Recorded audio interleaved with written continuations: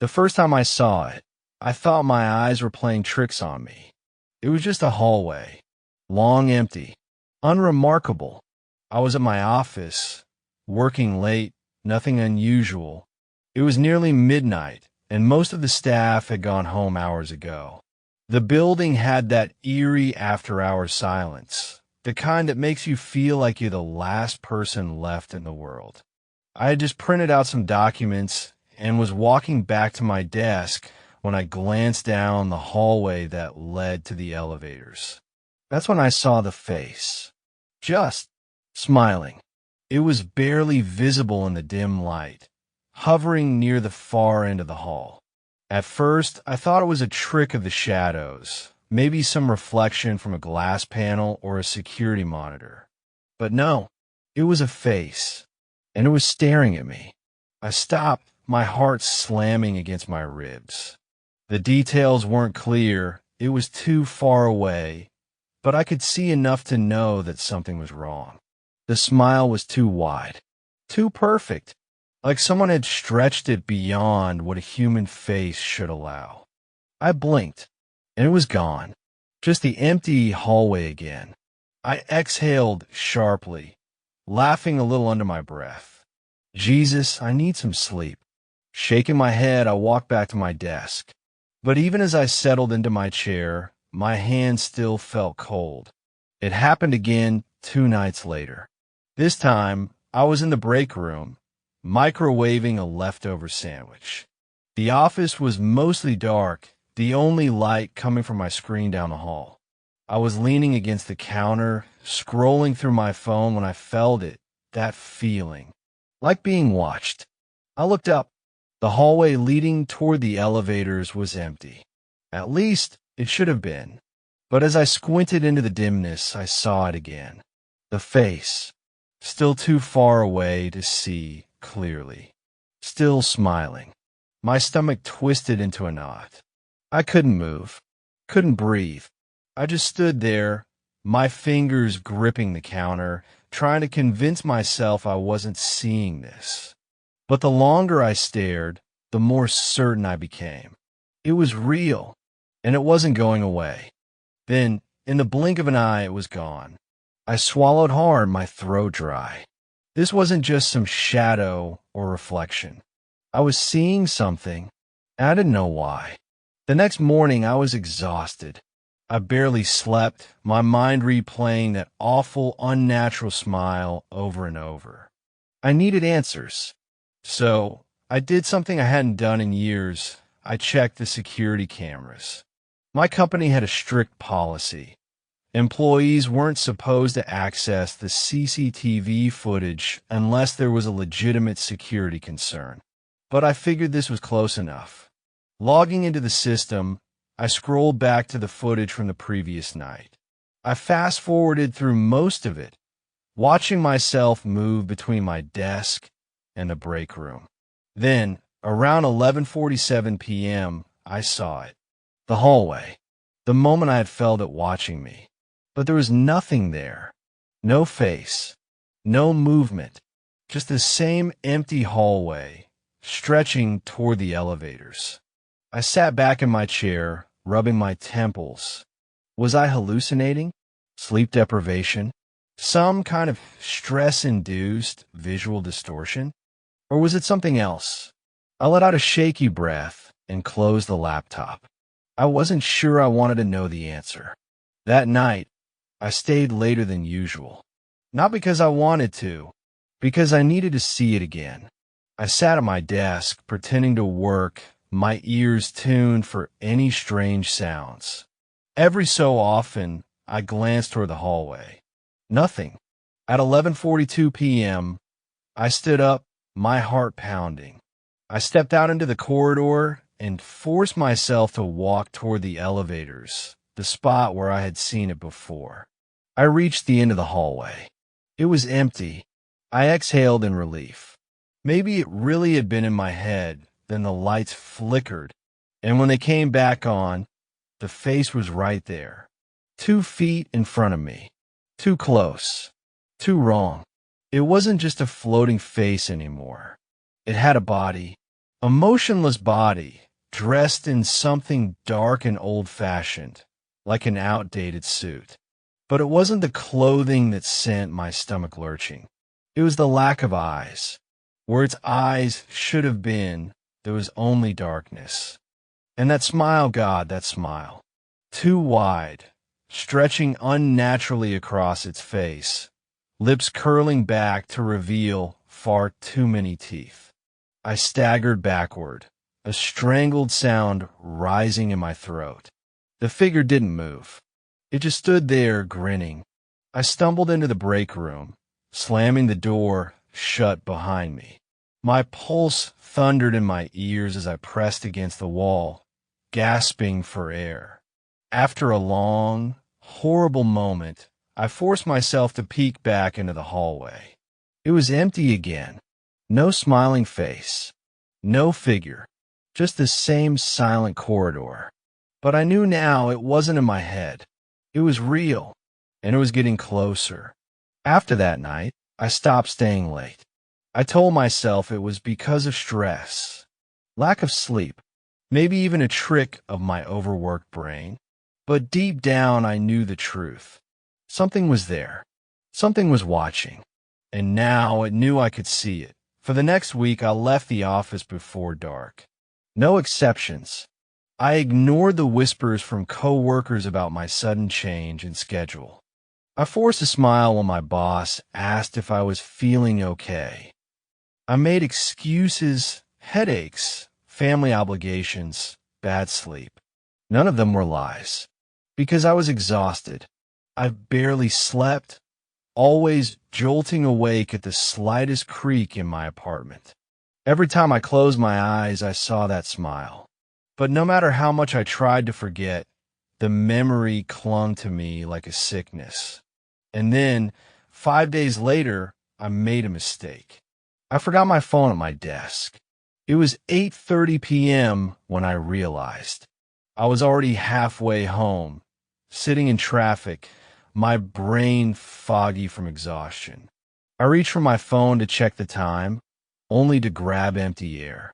I cursed under my breath. Maybe I should have left it. Picked it up in the morning. But a gut feeling twisted in my stomach. I needed to go back.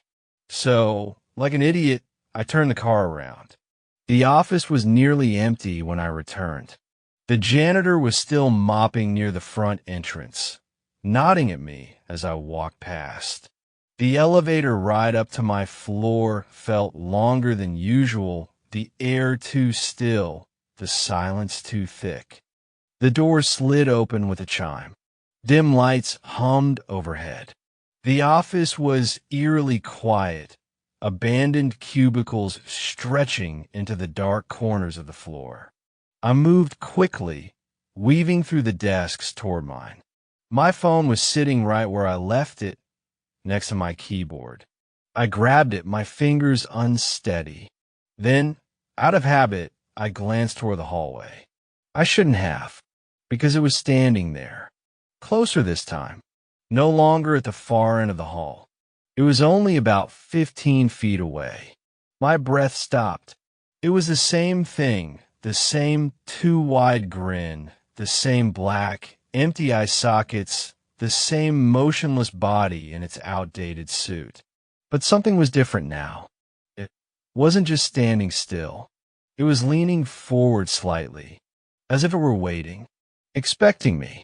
The air felt thick. My pulse pounded in my ears. For the longest moment, neither of us moved. Then, slowly, it took a step forward. I didn't think. I ran. Not toward the elevators, too slow. Too risky. I sprinted for the emergency stairwell, my legs burning with panic. I could feel something behind me, not footsteps, not sound, just a presence. A weight pressing against my back like unseen hands reaching for me. I slammed through the stairwell door and flew down the steps, taking 2 at a time. My breath came in short, ragged gasps. Somewhere behind me, a door creaked open. I didn't stop. I didn't look back. I burst out into the ground floor lobby, nearly colliding with the janitor. He gave me a startled look as I stumbled past him, breathless, drenched in sweat. "You okay?" he called after me. I didn't answer. I just kept running. That night, I locked every door and window in my apartment. I pulled the blinds shut. I left every light on, but I still felt watched. It wasn't until I stripped off my sweat-drenched shirt that I saw it. The mark, a thin, black handprint, pressed against my back. Not ink, not dirt, something darker, something that felt burned into my skin. I scrubbed at it in the shower until my skin turned raw, but it never faded, and somehow I knew it had touched me. I didn't sleep. I tried. I lay in bed, staring at the ceiling, my mind racing through impossible questions. What was it? Why could I see it? What did it want? Somewhere around 3 a.m., I drifted into a half-sleep, and that's when I heard it. A faint dragging sound, like something heavy moving across the floor. Inside my apartment, I froze. I wasn't dreaming. This was real. My bedroom door was slightly open. Through the crack, I could see my darkened hallway. Something was there. I didn't want to look, but my eyes betrayed me, and I saw it, standing at the end of my hallway, no longer distant, no longer across the office. Inside my home, too tall, its head nearly brushing the ceiling. Its grin even wider now, stretching past the limits of its face. And this time it was moving. Its body trembled violently, jerking in short, unnatural twitches, as if it were glitching through reality. I couldn't breathe. I couldn't scream. I just lay there, paralyzed, watching as it began to crawl toward me, its limbs bending in ways no human body should. Then, everything went black. I woke up gasping. The sunlight poured through my blinds. My room was normal again. No broken furniture. No shadows in the hall. Had it been a dream? A hallucination? But then I felt the pain. A sharp, stinging sensation on my chest. I lifted my shirt. There, just below my collarbone, another black handprint. And in that moment, I knew. It wasn't just following me. It was getting closer. It was touching me. And soon, it wouldn't just stand in the hallway. It would smile over my bed. It would whisper in my ear. And the next time I closed my eyes, it might not let me wake up at all. I didn't go to work the next day. I didn't leave my apartment. I barely moved at all. I sat on my couch with my back against the wall, staring at the front door, waiting, listening. I didn't know what for. I just knew I wasn't alone anymore. The black handprint on my chest still hadn't faded. I had scrubbed at it so hard that my skin was raw and red, but it remained dark and wrong, as if it were burned beneath the surface. Every time I looked at it, my stomach twisted. I had felt it touch me. I had felt its fingers press against my skin. And if it could touch me, what else could it do? That night, I left every light on again. I wasn't taking any chances, but it didn't matter. At exactly 3:12 a.m., I woke up. Not from a nightmare. Not from a noise. I just woke up like something had forced me to. My bedroom felt wrong. Too still, too silent. And then I heard it. A whisper. Right next to my ear. It was so quiet I almost thought I imagined it. But I didn't. Because it said my name. Not in a way I'd ever heard before. Not like a friend calling out, or even a stranger saying it in passing. It was dragged out, unnatural, a slow, awful crooning of syllables that didn't belong to a human throat. Jocelyn. I froze. My entire body locked up, my fingers digging into the sheets. The air around me felt thick, like something unseen was pressing against my skin. I didn't move, didn't blink. I wanted to believe it was a dream, a hallucination, Anything but real. But then the whisper came again, this time from the closet. Jocelyn. The door was open, just a crack. I stared at the dark gap, my pulse pounding in my ears. I wasn't imagining it. Something was in there, and it knew my name. I didn't sleep after that. I just sat in bed, stiff as a corpse, waiting for the sun to rise. When it finally did, I forced myself out of bed, every muscle in my body aching. But something was wrong. My bedroom door was open. I never leave it open, not since that first night. But now it was wide open, and beyond it, my front door was also ajar. I locked that door. I triple-checked it before I went to sleep. But now, it was standing half open, like someone had left in a hurry. Or like something had come inside. I couldn't stay there. I grabbed my keys, barely remembering to put on shoes before I bolted out of my apartment. I needed to be around people, to be anywhere but alone. I went to the only place I could think of, work. The office was buzzing with noise when I arrived, people chatting, printers whirring, phones ringing. The normalcy of it almost made me feel like I was safe again. Almost. Then I saw my coworker, Ben, staring at me from across the room. His face was pale. Dude, he muttered when I got closer. What the hell happened to you? I frowned. What do you mean? He hesitated, then pointed at my neck. I pulled out my phone and flipped the camera to selfie mode. That's when I saw it. Another handprint. This one was on the side of my neck, faint like a bruise. Like something had gripped me while I was sleeping. My stomach turned. I put my phone away quickly, forcing out a laugh. Just slept weird, I guess. Ben didn't laugh. He just kept staring at me. Then he said something that made my blood turn to ice. You've been talking in your sleep, man. I blinked. What? He rubbed the back of his neck. Last night, I stayed late to finish a project. Around 3 a.m., I heard someone talking. My fingers curled into fists. What were they saying? I asked. Ben hesitated. It was your voice. I thought you were still here, but when I checked your desk, it was empty. The sound was coming from a hallway. I couldn't breathe. I already knew what he was going to say. What was I saying? I whispered. Ben swallowed. His voice dropped to a whisper. You just kept saying its name. I stared at him, my skin crawling. Its name. Ben nodded slowly. Then he said a word I had never heard before. A word that felt wrong in my ears. Like something that shouldn't exist. Like something that wasn't meant to be spoken. A lift cup. The second he said it, the lights flickered. A printer in the corner of the room jammed and screeched. And from the hallway, I heard something laughing. We both turned toward the sound. The hallway was empty. At least, it should have been.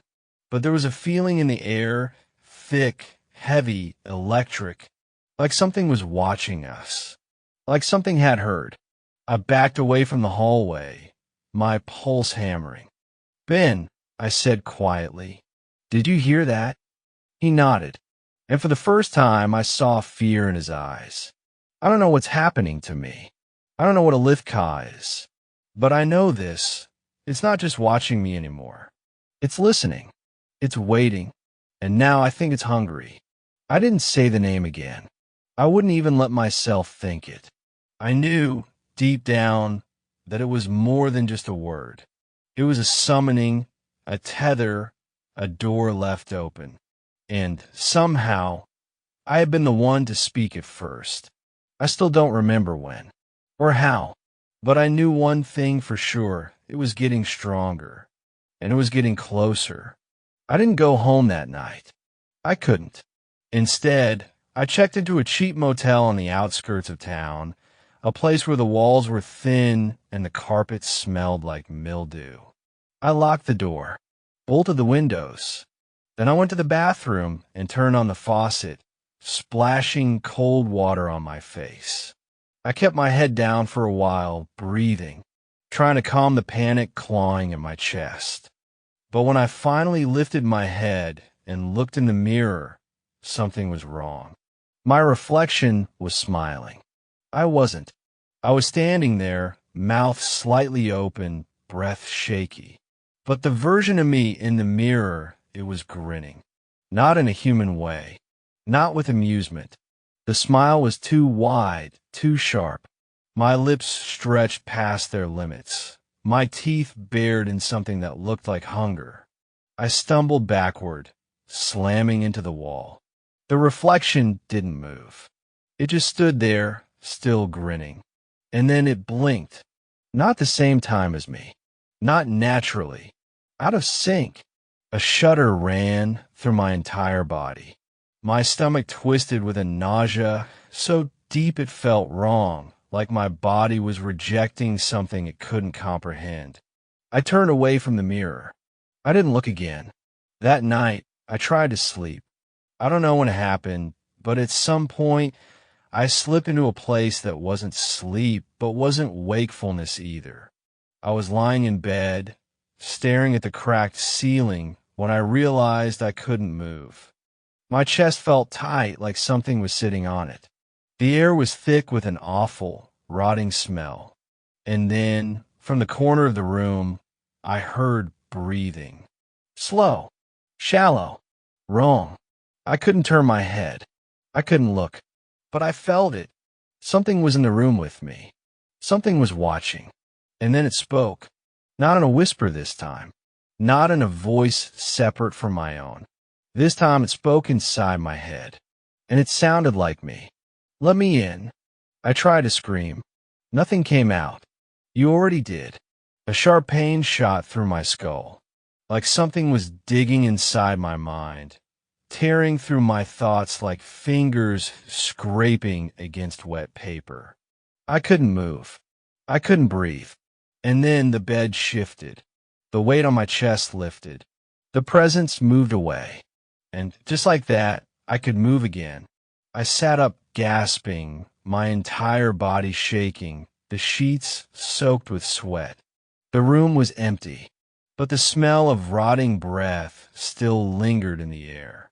The next morning, I drove. I didn't know where I was going. I just needed to keep moving. But the voices followed me.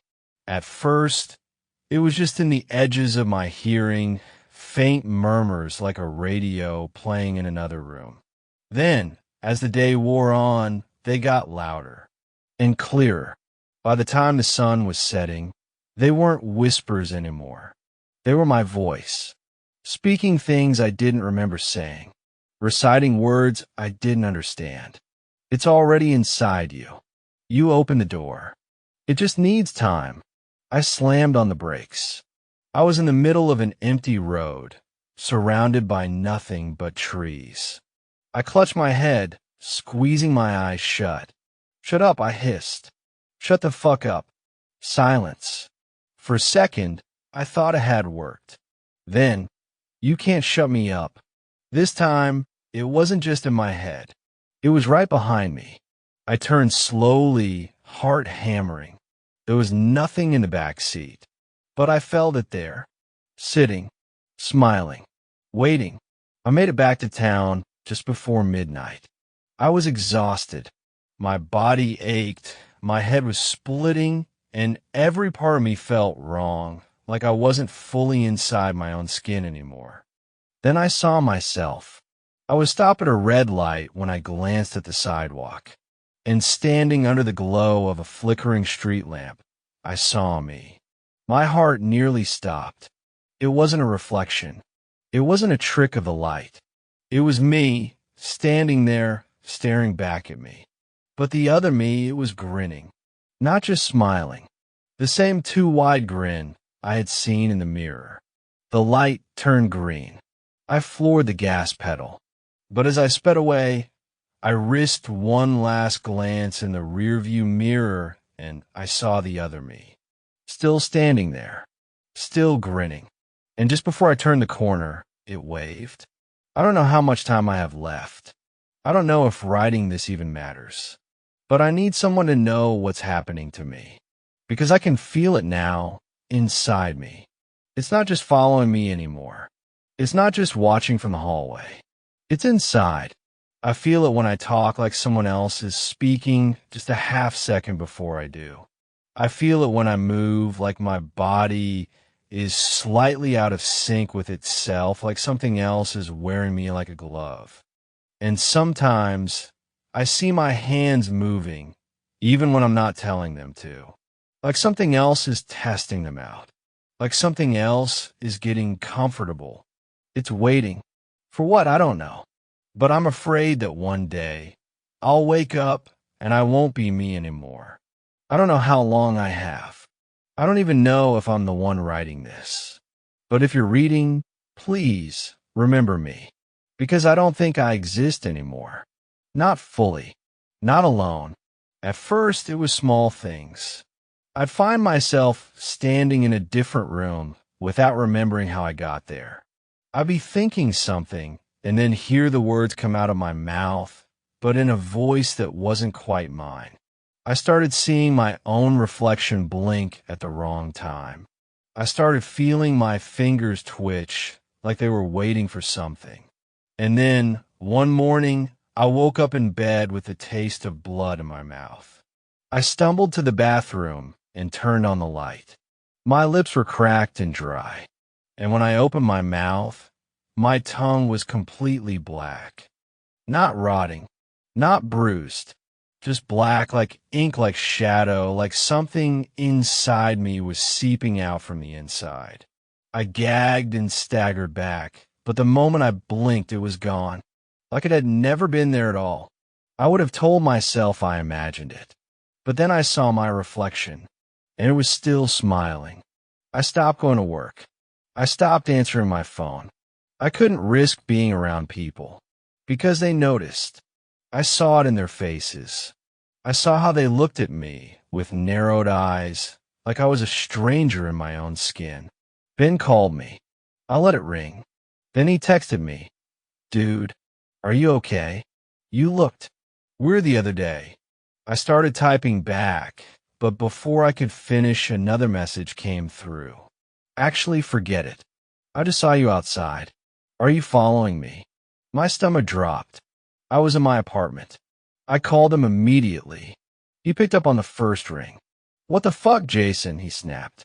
You were just standing outside my building, staring up at my window. I gripped my phone so hard my fingers ached. Ben, I said, barely able to breathe. That wasn't me. Silence. Then, in a shaky voice, he said, it smiled at me. I hung up because I knew I wasn't alone anymore. And maybe I never had been. I started recording myself. I had to see. I had to know what it was doing when I wasn't in control. So I set up my phone on my nightstand, pointed it at my bed, and hit record before I tried to sleep. The next morning, I played it back. For the first 3 hours, nothing happened. Then, at 3:12 a.m., I sat up. But I didn't wake up. My eyes were still closed. I sat there, completely motionless. Then, I turned my head toward the camera, and I grinned. The smile stretched too wide, splitting my dry lips, revealing too many teeth. I watched myself speak, but the words that came out of my mouth weren't in any language I recognized. The voice on the video was mine, but it wasn't. It was layered, like two voices speaking at once, one slightly slower than the other, creating a horrible warped sound that made my stomach twist. And then I reached out, straight toward the camera, straight toward me. The screen glitched, and the video cut to black. That night, I tried to stay awake. I forced myself to sit upright, to keep every light on. But at some point, I must have drifted off, because I woke up to my own voice whispering in my ear. I wasn't alone in the bed. I felt it beside me. Something cold, something wrong. I turned my head slowly, heart hammering, and I saw myself, lying on the pillow next to me, grinning, mouth too wide, teeth too sharp, and it spoke. It's time. I screamed. I lunged backward, falling out of bed. But when I scrambled up and turned on the light, there was nothing there. Just me, and the lingering sound of laughter. I can feel it pushing now. Every time I blink, every time I slip into half sleep, it pushes a little harder, trying to get through, trying to take over.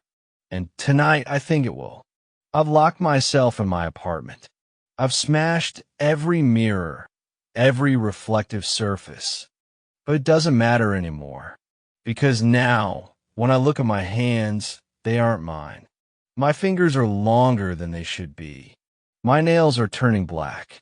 My shadow moves when I don't. And when I speak, I hear it laughing in my voice. It's winning. It's almost here. If I disappear after this, don't look for me. If you see me on the street, if I knock on your door, if I call you, it's not me. It will wear my skin. It will know what I know. It will smile like I smile. But it isn't me. And if you see yourself somewhere you shouldn't be, run. Because it's already inside you, too.